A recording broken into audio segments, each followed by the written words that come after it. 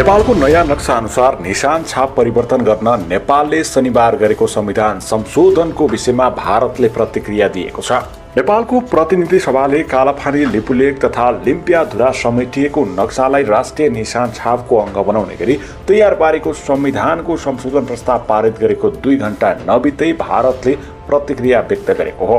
भारतीय विदेश मन्त्रालयका प्रवक्ता अनुराग श्रीवास्तवले छोटो लिखित प्रतिक्रिया व्यक्त गर्दै नेपालको दाबीको पछाडि ऐतिहासिक तथ्य तथा प्रमाण नभएको उल्लेख गरेका छन्। नेपालको प्रतिनिधि सभाले भारतीय भूभाग समेट्ने गरी नेपालको नक्सा परिवर्तन सम्बन्धी संविधान संशोधन विधेयक पारित गरेको हामीले जानकारीमा लिएका छौं। हामीले यस विषयमा पहिले नै हाम्रो धारणा प्रष्ट पारिसकेका छौं, भारतीय प्रतिक्रियामा उल्लेख छ। यो कृत्रिम विस्तार गरिएको दाबी ऐतिहासिक तथ्य र प्रमाणका आधारमा छैनन् र यसको बचाउ गर्न पनि सकिन्न। साथै थातिरहेका सीमा मुद्दाबारे वार्ता गर्ने हाम्रो वर्तमान समझदारीको यो विपरीत छ। नयाँ नक्सा सम्बन्धी नेपालले चालेको कदमलाई लिएर भारत पहिलेदेखि नै असन्तुष्ट रहँदै आएको थियो। यसअघि पनि उसले नेपालले नक्सा मार्फत अतिक्रमण गरेको भन्दै तीखो प्रतिक्रिया व्यक्त गरेको थियो। नेपाल र भारत बीचको पछिल्लो तनाव गत नोभेम्बरमा भारतले ती विवादित भूभाग समेटेर नयाँ नक्सा जारी गरेपछि सुरु भएको हो। त्यसपछि नेपाल सरकारले आफूले वार्ताको लागि पहल गरेको तर सफल हुन नसकेको बताउँदै आएको छ। गत महिना भारतीय रक्षा मन्त्रीले उक्त विवादित भूमि भएर बनाइएको सडक मार्गको भर्चुअल उद्घाटन गरेपछि नेपालमा चर्को प्रतिक्रिया उत्पन्न भयो र नेपाल सरकारले पनि नक्सा सार्वजनिक गर्यो। सार्वजनिक नक्सालाई राष्ट्रिय निशान छापको अङ्ग बनाउने गरी तयार पारेको संविधान संशोधनको प्रस्ताव सर्वसहमतिले पारित भइसकेको छ। नेपाली जनताले आफ्नो एकता नदेखाए आफ्नो सवालको लागि आफ्नो भूमिको लागि त कसले देखाइदिने हो? नेपाली जनताले नै देखाउने हो र नेपाली जनताको प्रतिनिधिमूलक संस्था यो प्रतिनिधि सभाले देखाउने हो। सहमुख महोदय, हाम्रा धेरै माउला यो संविधान संशोधनको कुरा आएको छ। यहाँ नक्सालाई लिएर त्यो चाहिँ संविधानमा तो अनुसूचीमा संशोधन गर्ने प्रस्ताव आएको सहमुख महोदय। तो कालापानी लिपुलेख लिम्पुवाधुरा सहितको भूमि तो नेपालको हो भनेर तो चुच्चो तो हुने गरी तो नक्सा चाहिँ संसदबाट पारित गराउन प्रस्ताव आएको सहमुख महोदय। संविधान संशोधन गर्न प्रस्ताव आएको सहमुख महोदय। सहमुख महोदय मार्फत सम्पूर्ण देशवासीलाई थाहा छ यो संविधानको बारेमा। यो संविधानको बारेमा हाम्रा आफ्ना रिजर्वेसनहरू रहेको छ। यो संविधान पूर्णता पाएन। यो संविधान सबैको हुन सकेन। यो संविधान हिमाल पहाड तराई मधेसका सबै जनताको हुन सकेन। आदिवासी जनजाति शेर्पा तामाङ राई लिम्बू गुरुङ भोटे मगर नेवारको हुन सकेन। मधेसीको हुन सकेन। थारूको हुन सकेन। दलितको हुन सकेन। शोषण उत्पीडन परेको जनताको हुन सकेन। उसले आफ्नो भावना राखिरहेको छ, रिजर्भेसन राखिरहेको छ। यो हाम्रो पनि संविधान हुनु पर्यो, हाम्रो लागि पनि बनाइदिनु पर्यो, त्यो प्रावधान हाम्रो लागि पनि राखिदिनु पर्यो। त्यो संविधान संशोधनको जब जब कुरा आउँछ हामीले राख्ने गरेका सहमुख महोदय। आज पनि संविधान संशोधनकै सवाल आएको छ प्रधानमन्त्रीजी। सहमुख महोदय, तपाईँ मार्फत प्रधानमन्त्री सहभागी आज बसिराख्नु भएको छ, प्रत्यक्ष रूपले सुनिराख्नु भएको छ। हामी त्यो संशोधनको जब कुरा आउँछ संविधानको त भन्दाखेरि नै हामी भने थियो यो सबैको लागि संविधान बनाउनुस् है। विगतमा त्यत्रो आन्दोलन भयो। यो देशका आदिवासी जनजाति मधेसी थारू लगायत दलित सबैले आन्दोलन गरेको छ। त्यो संविधानमा सबैको भावना राखियोस् है हामी भने थियौँ। तपाईहरू सहमति गर्नुभएको थियो सहमुख महोदय। यो देशको ठुला पार्टी कांग्रेस, कम्युनिस्ट, माओवादी जतिका के भन्छ एमाले माओवादी सबैले सहमति गरेका थियो। यस्तो संविधान बनाइन्छ र अब यो मुलुकमा विभेद हुँदैन। अब संघीय लोकतान्त्रिक गणतन्त्र आउँछ। सबै नेपाली बराबर हुन्छ। कुनै समुदाय, कुनै वर्ग, कुनै क्षेत्रप्रति केही अन्याय हुँदैन भनेर भनिएको थियो, सम्झौता गरिएको थियो। तर बन्दाखेरि त्यो भएन। त्यो पीडा त भन्न पाइन्छ नि अहिले संविधान संशोधन गर्ने बेलामा। हामीले त भने हो सहमुख महोदय, जब प्रधानमन्त्रीले नक्सा बनाउनु भयो हामीले भने थियो राम्रो गर्नुभयो।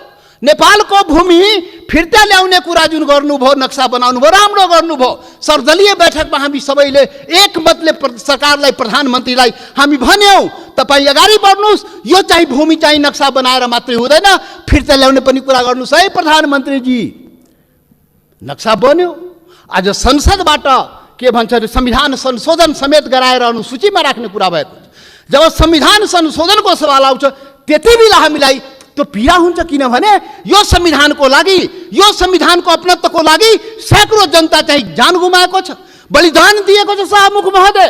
त्यो पनि राष्ट्रियता हो, त्यो पनि नेपालको जनताको राष्ट्रियता हो, त्यो पनि आफ्नो हक अधिकारको लागि जान गुमाएको छ, सङ्घर्ष गरेको छ, आन्दोलन गरेको छ शाहमुख महोदय। त्यसैले शाहमुख महोदय जब संशोधनको कुरा आउँदाखेरि त्यो कुरा पनि हामी राख्ने गरा। त्यसैले हामीले भनेका थियौँ शाहमुख महोदय प्याकेजमा ल्याइदिनुहोस्, यो त्यो कुरा पनि ल्याइदिनुहोस् न, जो हामीले उठाएका सवालहरू पनि त्यो पनि ल्याइदिनुहोस् न, सँगसँगै ल्याइदिनुहोस् न, अनि राम्रो हुन्छ। अनि राष्ट्रिय भूमि मात्र होइन, जनता पनि राष्ट्रियता हो नि त, भूमि मात्रै होइन, जनता समेत, भूमि र जनता मिलाएपछि राष्ट्रियता हुन्छ। जनताको सवाल पनि ल्याइदिनुहोस् न भने आग्रह गरे हो, बिन्ती गरे हो शाहमुख महोदय। तर खोइ आएन, मजबुरन हामी चाहिँ छुट्टै के अरे प्राइभेट बिलको रूपमा यहाँ ल्याउनु पर्यो शाहमुख महोदय। अब पछि विचार होला सायद। अब यो 7औं संविधान शाहमुख महोदय, 6वटा संविधान त नाश भयो मुलुकमा। 70 वर्षमा 7वटा संविधान, 6वटा संविधान यही कुकर्मले गर्दाखेरि, यही गतिविधिले गर्दाखेरि समाप्त भयो। जनताको माग अनुसार समय सापेक्ष संशोधन भएन भने संविधान जाँदो रहेछ। त्यसैले यो 7औं संविधान, संघीय लोकतान्त्रिक गणतन्त्रको संविधान बडा मेहनतले, त्याग बलिदानले नेपाली जनताले ल्याएको छ। त्यसले यो संविधानको रक्षा हुनुपर्छ।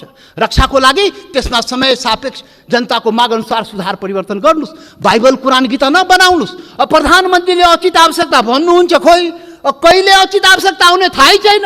अब खोइ कसरी हुन्छ हो, त्यो भएन शाहमुख महोदय। त्यसैले आजको दिनमा त्यो याद गर्न, रिमाइन्ड गर्न खोजेको, सम्झाउन खोजेको यो संविधान संशोधनको सवाल आउँदाखेरि त्यो जनताको, त्यो हिमाल पहाड तराई मधेसका जनताको भावनालाई पनि सम्झिदिनुहोस्। सम्पूर्ण म भनेको थिएँ पहिलो दिनमा, पार्टी ठुलो भयो, दिललाई ठुलो बनाउनुहोस् प्रधानमन्त्रीजी भनेको थिएँ, प्रचण्डजी भन्ने थिएँ, तपाईँ दुईजना शीर्ष नेतालाई दिल ठुलो बनाउनुहोस्, त्यो दिलमा सम्पूर्ण नेपालीलाई समेट्नुहोस्, हिमाल पहाड तराई मधेसका सबैलाई समेट्नुहोस् र सबको नेता बन्नुहोस्, सबको संविधान बनाइदिनुहोस्, त्यो भनेको थिएँ। तर आजसम्म त्यो काम भएन।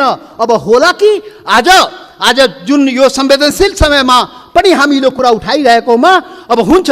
त्यसैले शाहमुख महोदय, सबै असन्तुष्टिका बावजुद हाम्रो पुरै असन्तुष्टि छ संविधानप्रति, हाम्रो अधिकारप्रति, पहिचानप्रति, यो देशको जनताको अधिकार र पहिचानप्रति, हिमाल पहाड तराई मधेसको जनताको अधिकार र पहिचानप्रति, उसको समानता र विभेद के विरुद्धमा यो विभिन्न कुराहरू, हाम्रा रिजर्भेसन छ, हाम्रा असन्तुष्टिहरू छ। तर पनि आज जब देशको सवाल उठेको छ, राष्ट्रियताको सवाल उठेको छ, हाम्रो भूमिको सवाल उठेको छ, यो अवस्थामा सबै असन्तुष्टिहरूलाई थाती राखी जनता समाजवादी पार्टीले यो प्रस्ताव, जुन यो नक्सा सम्बन्धी प्रस्ताव जुन आएको, त्यो प्रस्तावलाई जनता समाजवादी पार्टीले सहर्ष समर्थन गर्दछ। त्यसलाई हामी सर्वसम्मत रूपले समर्थन गरेका छौँ शाहमुख महोदय। याद रहोस्, हाम्रा असन्तुष्टि हिमाल पहाड तराई मधेसका जनता, तो शेर्पा तामाङ राई लिम्बू गुरुङ भोटे मगर नेवार थारू मधेसी दलित, त्यो जनताको भावनालाई बुझिदिनुहोस्। यसरी देश चल्दैन त्यति मात्रै भन्ने हो शाहमुख महोदय। यसरी देश नचलाउनुहोस्, यो सबैको देश हो। राष्ट्रियता भनेको सम्पूर्ण नेपालीको जनताको मनमा आफ्नो देशप्रति भावना छ र त्यही भावनाको यहाँ प्रतिबिम्बित यहाँ भएको छ। जति असन्तुष्टि भए पनि जब देशको सवाल आउँछ हामी एकजुट भएर उभिन्छौँ। आज हाम्रो बारेमा त अनुहार हेर्ने बित्तिकै मधेसी, यो त राष्ट्रघाती नै होला, यो त मधेसी, यो त विदेशी नै होला, यो त भारतीय नै हो भनेर कुण्ठाबाट भरिएका नस्लीय चिन्तन बोकेकाहरू आजदेखि त्यो हटाइदिऊ। नेपाली सीमाको रक्षा प्रत्येक मधेसी सेना भएर सीमाको रक्षा गरेको छ शाहमुख महोदय। नेपालको सेना त्यहाँ बस्नु पर्दैन। मधेसी जनता त्यो सीमाको रक्षा गरेको छ, इमान्दारीसँग गरेको छ। तपाईँ विभेद गरे पनि, तपाईँ अन्याय गरे पनि, सरकारले विभिन्न प्रकारले उसलाई पीडा पुर्याए पनि आफ्नो सीमाको रक्षाको लागि लडेको छ, मरेको छ। त्यसैले शाहमुख महोदय, अब यो जनता समाजवादी पार्टी, अब भर्खर हामी एकता प्रक्रियामा पुरा पनि भएको छ, निर्वाचन आयोगमा गएको छ, एक भइसकेर यो वैकल्पिक शक्ति निर्माणको लागि, राष्ट्रिय शक्ति निर्माणको लागि हामी प्रक्रियामा अगाडि बढिसक्यौँ शाहमुख महोदय।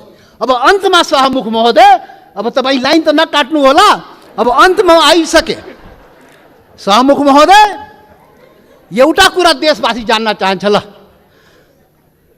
यो फेरि राष्ट्रघात यो देशमा हुने हो कि? यो राष्ट्रघाती को हो यो देशमा? पहिचान गर्नु पर्यो। यो राष्ट्रघाती हो को यो देशमा? देश बेचुवाहरू को हो? अरे देश बेचुवाको खोजी हुनुपर्ने नेपाली जनताले त्यो पनि खोजिरहेको छ।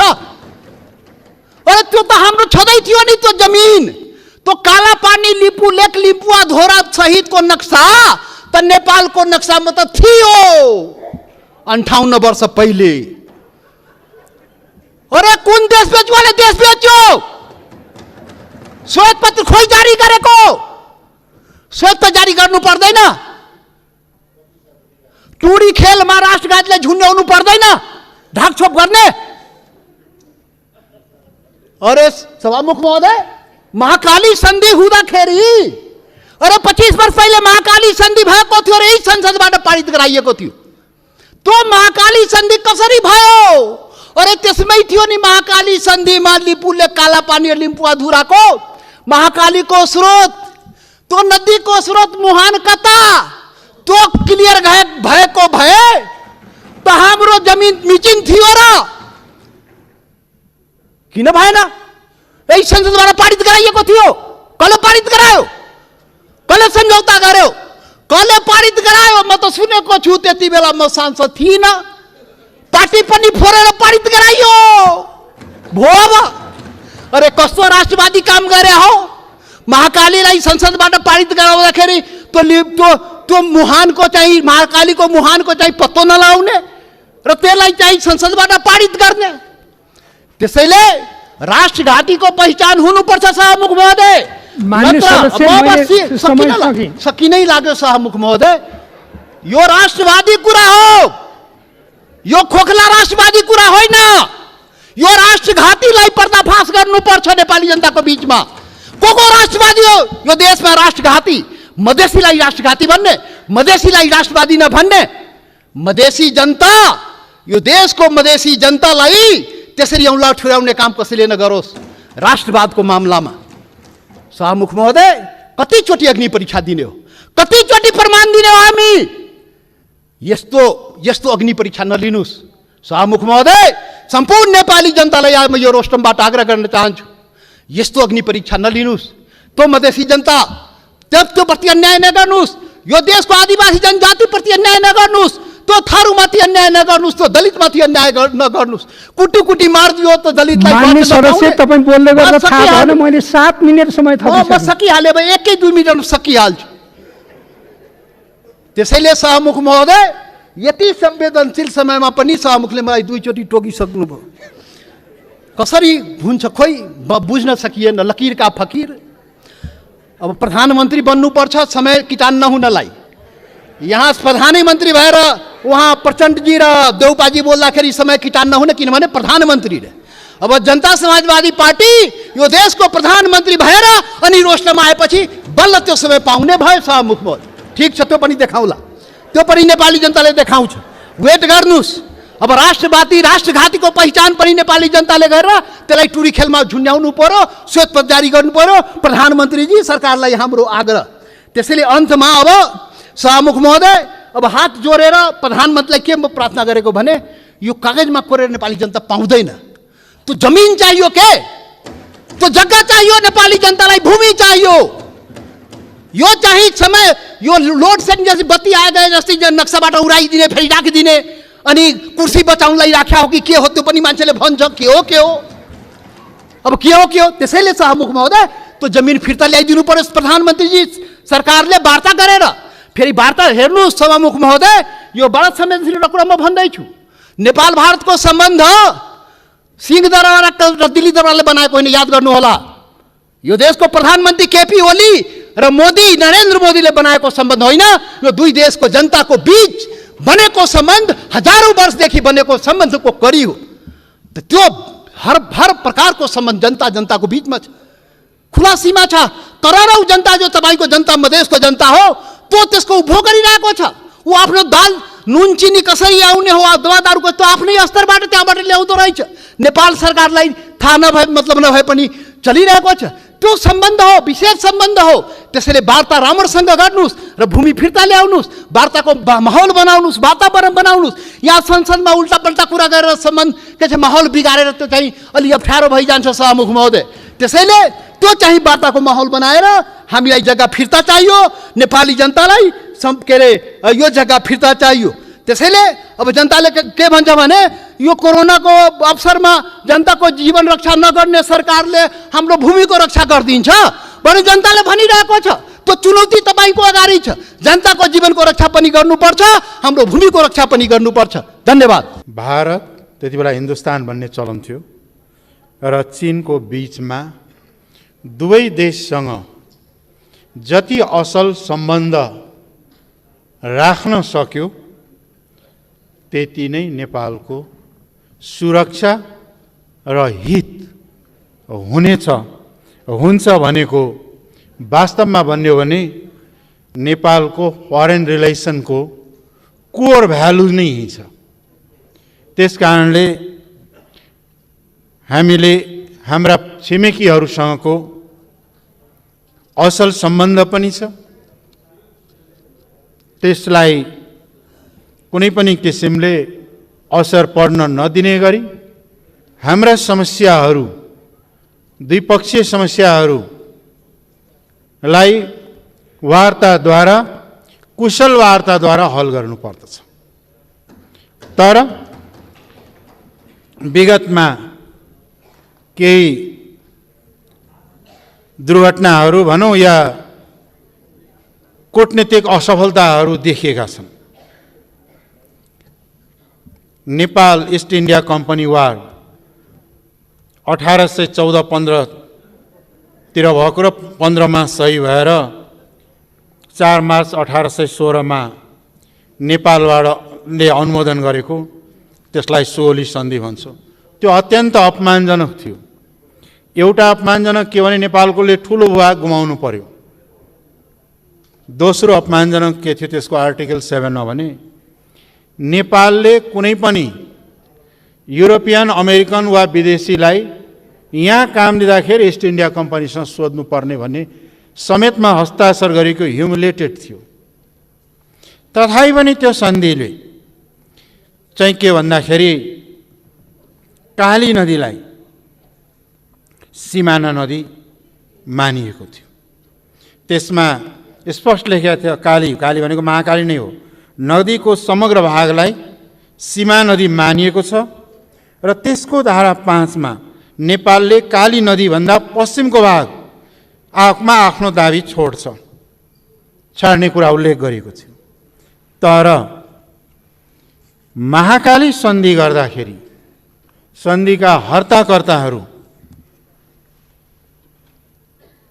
धेरै ठुला पार्टीका ठुल्ठुला नेताहरू त्यो बेला हुनुहुन्थ्यो। म त संसदमा पनि थिएँ, सडकमै थिएँ। उहाँहरू त्यसमा प्रधानमन्त्रीज्यू पनि हुनुहुन्छ, अरू साथीहरू पनि हुनुहुन्छ। अब महाकाली नदीदेखि पश्चिमका भागको दावा नेपालले छोड्या हो सुगौली सन्धिमा। तर महाकाली नदीको सम्झौता गर्दाखेरि त्यसको चाहिँ के छ भन्दाखेरि 1996 मा त्यसको प्रस्तावनामै लेखिएको छ, recognizing that the Mahakali river is a boundary river on the major stretches between the two countries. अर्थात् महाकाली नदीको अधिकांश भाग दुई मुलुकको सीमा नदी भएको कुरालाई स्वीकार गर्दै भनेको सुगौली सन्धि भन्दा पाएको जुन क्षेत्राधिकार थियो त्यसलाई यो महाकाली सन्धिले पछाडि धकेल्ने र महाकालीका अधिकांश, पुरै महाकाली पनि होइन, अधिकांश भाग साझा नदी हुने, सीमा हुने। यो र त्यो सन्धि मिलाउँदाखेरि हामीले के गरेका रहेछौँ त? अब जवाफ दिनु पर्यो। यहाँहरूले त्यसबेला काङ्ग्रेसका नेताहरूले, कम्युनिस्ट पार्टीका नेताहरूले जो त्यसबेला संलग्न हुन्थ्यो, उहाँहरूले जवाफ दिनु पर्यो। यो सुगौली सन्धि भन्दा पनि पछाडि हटेर राष्ट्रको हित गरे अहित गरे हो कि होइन? यसको लागि हामी सबैले माफी किन नमाग्ने? देश र जनतासँग यहाँहरूले माफी माग्नु पर्यो। कि राष्ट्रवादको नारा हामी दिन्छौँ, मधेसीहरूलाई गाली गर्छौँ, यिनीहरू भारतीय हुन्, धोती हुन् भनेर, तर राष्ट्रघात आफै गर्छौँ भन्ने कुरा भन्नु पर्यो नि। बडो दुःखका साथ भन्नुपर्छ, हिजो मात्रै पनि हाम्रो पार्टी कार्यालयमा सत्तारूढ दलका कार्यकर्ताहरू यहाँहरूले पठाएको हो भनेर म भन्दिनँ, तर गएर अत्यन्त चाहिँ के छ भने उच्छृङ्खलताका साथ साम्प्रदायिकता फैलाउने, जातीय उन्मादका कुराहरू गरेको हिजो मात्रै हो। म यहाँसम्म विनम्र आग्रह गर्न चाहन्छु कि जबसम्म खास गरिकन सभामुखज्यू मार्फत प्रधानमन्त्रीज्यू र उहाँका पार्टीका नेताजीहरूलाई जबसम्म सबै समुदायहरू, सबै राष्ट्रियताहरूलाई जबसम्म एकसाथ एउटै भावनात्मक एकतामा जोड्न सक्नुहुन्न, जबसम्म आन्तरिक एकता दह्रो हुँदैन, बाहिरको शक्तिसँगको डिप्लोमेसीले काम गर्दैन र राष्ट्रहित हुन सक्दैन। त्यसकारणले पहिलो राष्ट्रिय एकता यहाँ खोज्नुपर्छ। यो भावनाहरू, जातीयवादी भावना, सङ्कीर्णतावादी भावना त्याग्नुहोस्। झन् कम्युनिस्टहरूले त गर्नै नहुने यस्ता कुराहरू। हामी उहिले जमानामा कम्युनिस्टमा त गर्दैन थियौँ, आजकल किन हो यस्तो भएको? भनाइ त नाम त कम्युनिस्टैको छ। त्यस कारणले यस्ता कुराहरू त्याग्नुहोस्। र त्यो सँगसँगै अब विगत 60 वर्षदेखि त्यहाँनिर विभिन्न किसिमका संरचनाहरू निर्माण भएका छन्, त्यहाँ सैनिक ब्यारेक राखिएका छन्, त्यहाँ सुनिन्छ भनिन्छ कि 1965मा कुनै सन्धि भएको छ अरे, त्यसको आधारमा ती भूभाग उपयोग गर्न दिइएको भनेर। के हो त्यो हामीले थाहा पाउनु पर्यो, होइन भने होइन भन्न सक्नु पर्यो। तर त्यस विषयमा सरकार बोलेको छैन। अब एउटा विषयमा महाकालीमा त बोल्नु भएको छ, परराष्ट्र मन्त्रीजी यहीँ हुनुहुन्छ, यो चाहिँ राष्ट्रघात भएकै हो भन्नुभएको छ। त्यस कारणले परराष्ट्र मन्त्रीले भनेपछि त मैले भन्नु नाइ भन्न त ठाउँ हुँदैन, तर पनि अहिले परराष्ट्र मन्त्री त हुनुहुन्छ यहीँ भने त्यसलाई सच्याउनुहोस्, त्यो पनि सँगै सच्याउने कुरा अगाडि बढोस्। र त्यसपछि 1954देखि 6 पटकसम्म चीन र भारतका बीचमा समझदारी र सम्झौताहरू भएका छन्। लिपु लेकलाई भारत चीनको व्यापारिक मार्गका रूपमा विकास गर्दै गएका छन्।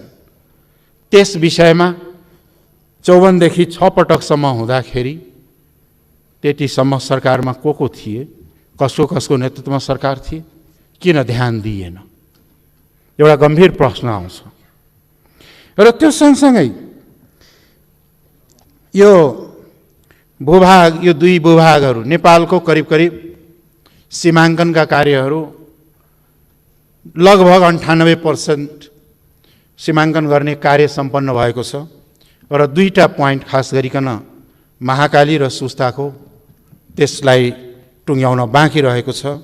र यी क्षेत्रहरू चाहिँ के छ भन्दाखेरि यी क्षेत्रहरू विवाद रहेको कुरा 2071मा भारतका प्रधानमन्त्री मोदीजी आउँदा जुन जोइन्ट स्टेटमेन्ट र डिक्लेरेसन भएको थियो त्यहाँ चाहिँ के स्वीकार गरिएको कुरा हो।